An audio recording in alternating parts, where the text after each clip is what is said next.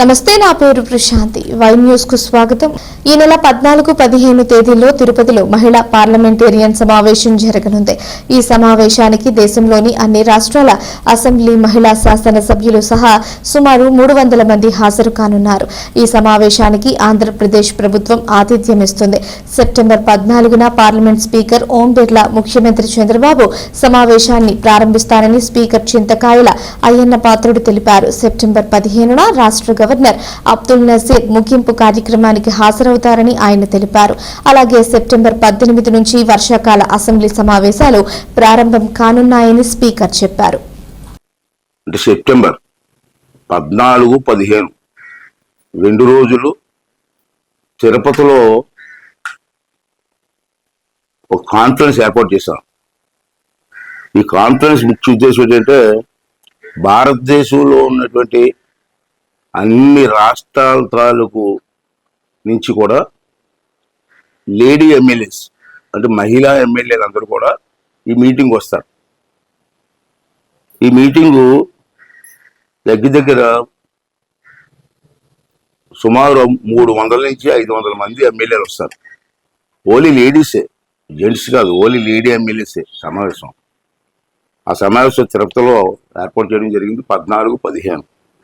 ఆ రోజు 14వ తారీఖుని మీటింగ్ ఓపెన్ చేయడానికి పార్లమెంట్ స్పీకర్ గారు ఓం బిర్లా గారని అతను వస్తారు ఓపెన్ చేయడానికి. చంద్రబాబు నాయుడు గారు కూడా వచ్చి, ముఖ్యమంత్రి గారు కూడా వచ్చి ఇద్దరు కలిసి ఓపెన్ చేస్తారు మీటింగ్. అది 14వ తారీఖు 15వ తారీఖు 2 రోజులు జరుగుతుంది. 15వ తారీఖున governor closing ceremony, 15 last day.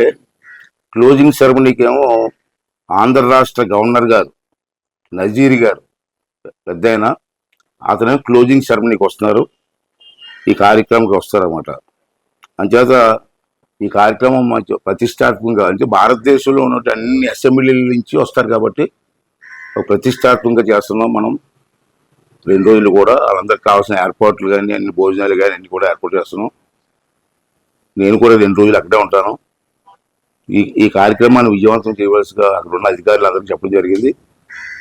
ఒక ప్రతిష్టాత్మకంగా తీసుకొని ఎక్కడా లేని విధంగా చేయాలన్న ఒక ఆలోచనతో చంద్రబాబు నాయుడు గారు మాకు ఆదేశాలు ఇవ్వడం జరిగింది. దానికి కావాల్సినటువంటి ఫైనాన్స్ కూడా మన ప్రభుత్వం ఇవ్వడం జరిగింది.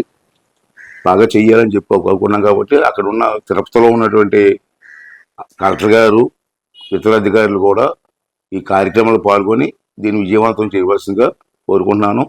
అలాగే తిరుపతి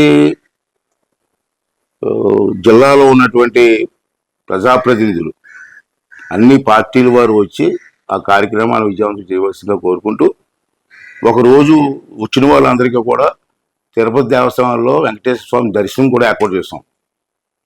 వచ్చిన మొత్తం 300 నుంచి 500 మంది ఉంటారు. 500 మందికి కూడా తిరుపతిలో దేవుడి దర్శనం కూడా ఏర్పాటు చేయడం జరిగింది. ఇది ఒకటే. రేపు వచ్చే నెల 18వ తారీఖుని 14-15 అక్కడ అయిపోతుంది. 18వ తారీఖు నుంచి మళ్ళీ మన రాష్ట్రంలో అసెంబ్లీ ఉంది.